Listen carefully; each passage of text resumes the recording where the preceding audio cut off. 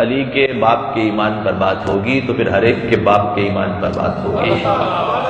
دعوت ذوالعشیرہ ہو رہی ہے، کھانے کا انتظام کہاں سے ہوا ہے؟ ابو طالب نے تو کھانے کا انتظام کیا ہے کہ یہ دسترخوان ابو طالب علیہ السلام کا صدقہ ہے کہ آج تک ابو طالب کے ماننے والوں اور چاہنے والوں کے یہاں کبھی نیاز کی کمی نہیں ہوئی ہے. دنیا کھلاتی ہے، بے عزت کر کے کھلاتی ہے. جب وہ خطبات پہ دسترخوان لگاتے ہیں تو کہتے ہیں مستحقین آ جائیں، غریب آ جائیں، جو بھوکے ہیں وہ آ جائیں. ابو طالب کے ماننے والوں کے ہاں جب نیاز کا دسترخوان لگتا ہے تو صاحب ثروت اور امیر بھی آ کے جھولی پہلا دیتا ہے اور غریب بھی عزت سے کھا کے چلا جاتا ہے.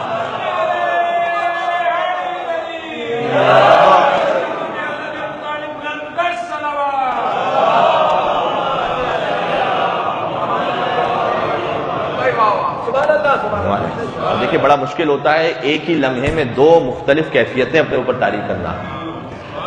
ابو لہب کے لیے غضب سے کہا اے گدھے چپ ہو جا، اور پھر رحمت للعالمین کے لیے رحمت بن کے فرمایا قم یا سیدی و یا مولایا. بہت گنجائش ہے کہ اس پہ بات ہو سکے. ایک جملہ یہاں پہ گزارش ضرور کروں گا، قم آپ اب بلند ہو جائیے، یا سیدی و یا مولایا. حسن ذرا پتہ تو کیجئے گا کہ کبھی تاریخ عرب میں ایسا ملتا ہے کہ کسی چچا نے یتیم بھتیجے کو سید اور مولا کہہ کے مخاطب کیا. محمد ابو طالب کا بھتیجا نہیں تھا، محمد ابو طالب کا عقیدہ تھا. اے سید اور اے مولا، اے میرے سید ویا مولایا، اے میرے مولا. پروردگار جب تیرے نبی کو کوئی مولا کہنے والا نہیں تھا، ابو طالب نے 40 کافروں کے درمیان، ابو لہب جیسوں کے درمیان تیرے نبی کو مولا کہا، تو هل جزاء الاحسان الا الاحسان.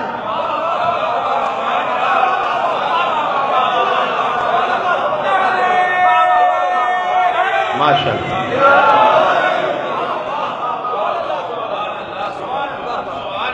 نہ تیرے نبی کا کلمہ کوئی پڑھنے والا، نہ تیرے نبی کو سید کوئی کہنے والا، نہ تیرے نبی کو مولا کوئی کہنے والا.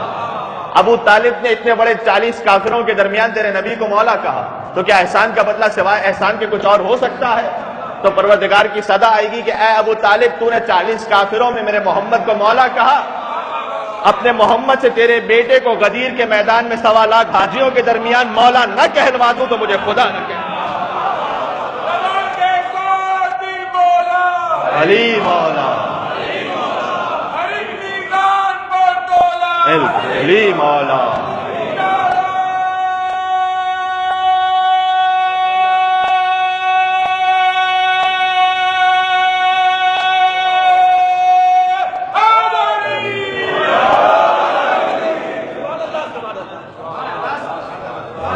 مشکل کشا علی مرتضیٰ، ان کی یتیمی کا دن گزرا ہے. اے مولا آپ کو پرسہ پیش کرتے ہیں اور ساتھ میں یہ بھی کہتے ہیں کہ یا امیر المومنین یقیناً آپ اول مظلوم عالم ہیں.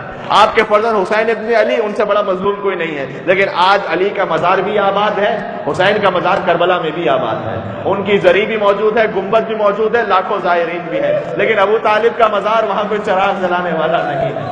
ابو طالب کی قبر آج بھی مسمار ہے، وہاں کوئی زیارت پڑھنے والا نہیں ہے.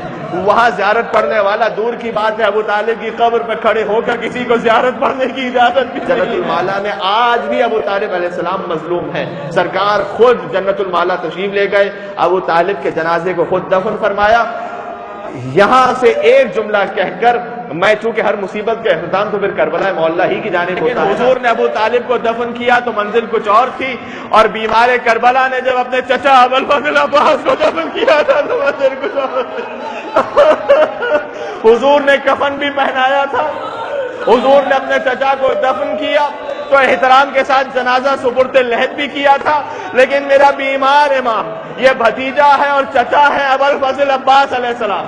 روایت میں ملتا ہے کہ جب یہ بھتیجا اپنے چچا کو دفن کرنے پہنچا تو میدان کربلا میں بکھری ہوئی لاشیں رہے تھے اے میرے غیرت مند چچا، آپ تو یہاں آرام کر رہے ہیں لیکن میں آپ کو آپ کی بہنوں کی حالت بتانے آیا ہوں.